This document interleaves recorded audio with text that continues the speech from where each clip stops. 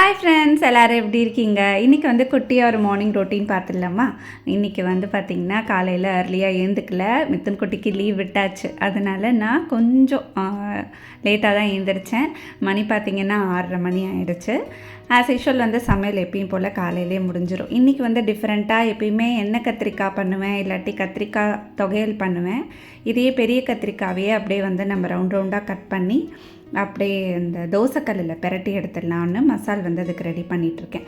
அதுக்கு வந்து கடலை மாவு, கொஞ்சம் அரிசி மாவு, கடலை மாவு 2 டீஸ்பூன் போட்டிருக்கேன், அரிசி மாவு 1 டீஸ்பூன், தனியாத்தூள், காரப்பொடி, மஞ்சத்தூள், உப்பு எல்லாம் ஒரு டீஸ்பூன் போட்டுக்கோங்க உங்கள் காரத்துக்கு ஏற்ற மாதிரி. அப்படியே இதை அப்படியே பிரட்டி வச்சுடுவேன் நான்.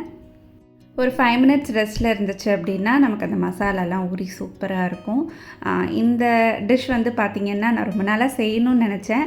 சரி இன்றைக்கி இதை பண்ணிடலாம் அப்படின்ட்டு சைடில் வந்து நான் இப்போது டிஃபனுக்கும் அப்படியே நான் ரெடி பண்ணிகிட்ருக்கேன். அதுக்கு வந்து வெங்காயம், தக்காளி அதெல்லாம் போட்டு சட்னி, பூண்டெல்லாம் போட்டு.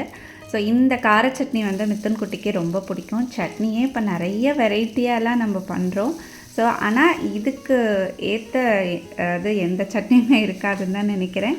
ஏன்னா அந்த வெங்காயம் தக்காளி சட்னிங்கிறது எல்லாருக்குமே ரொம்பவே பிடிக்கும். அதில் வந்து கொஞ்சம் பூண்டு போட்டிங்க அப்படின்னா இன்னும் கொஞ்சம் டேஸ்ட்டாக இருக்கும். இது வந்து நான் தண்ணி சட்னி மாதிரியும் வைப்பேன். ஸோ இது நல்லா அரைச்சிட்டு கொஞ்சம் இதில் கொஞ்சம் சாம்பார் பொடி போட்டு கொஞ்சம் தண்ணியாக பண்ணிங்கன்னா தண்ணி சட்னி, அவ்வளோதான். இப்போது இதை நான் பிரட்டி வச்சுருந்தேன் இல்லையா, அதை அப்படியே தோசைக்கல்லில் போட்டு நல்லா ரோஸ்ட் பண்ணி எடுத்துட்டோம் அப்படின்னா சூப்பராக இருக்கும்.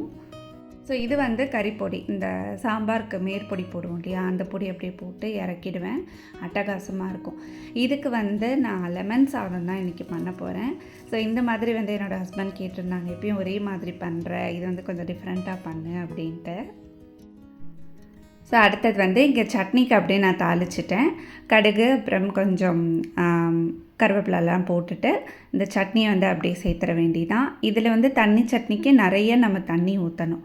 ஊற்றிட்டு கொஞ்சம் சாம்பார் பொடி போட்டிங்க அப்படின்னா ரொம்ப டேஸ்ட்டாக இருக்கும். நான் இப்போ அரைக்கும் போதே ஒரு 2 சோம்பு போட்டுப்பேன் தண்ணி சட்னி பண்ணுறேன் அப்படின்னா. ஸோ இங்கே வந்து நான் இப்போது லெமன் சாதத்துக்கு தாளிச்சிட்ருக்கேன். கடுகு, உளுத்தம்பருப்பு, கடலைப்பருப்பு, அப்புறம் பச்சை மிளகா, வரமிளகா இதெல்லாம் வந்து நான் கொஞ்சம் எக்ஸ்ட்ராவாகவே காரமாக தான் பண்ணுவேன். கொஞ்சம் நல்ல காரசாரமாக தான் இருக்கும் எங்கள் வீட்டில் வந்து லெமன் சாதம். அப்போ தான் நல்லாயிருக்கும் சாப்பிட்றதுக்கு. ஊறி போச்சு அப்படின்னா அந்த காரம் அப்படியே அடங்கிடும் உங்களுக்கு. ஸோ லெமன் சாதமும் ரெடி. சிம்பிளான ஒரு டிஷ் இன்றைக்கி எல்லாமே முடிச்சாச்சு. தக்ஷுக்குட்டி வந்து டான்ஸில் இருக்கிறதுனால அவனுக்கு மட்டும் தனியாக வந்து சாப்பாடு கட்டியாச்சு. ஸோ இன்னையோட ரொட்டீன் இப்படி தான் போச்சு.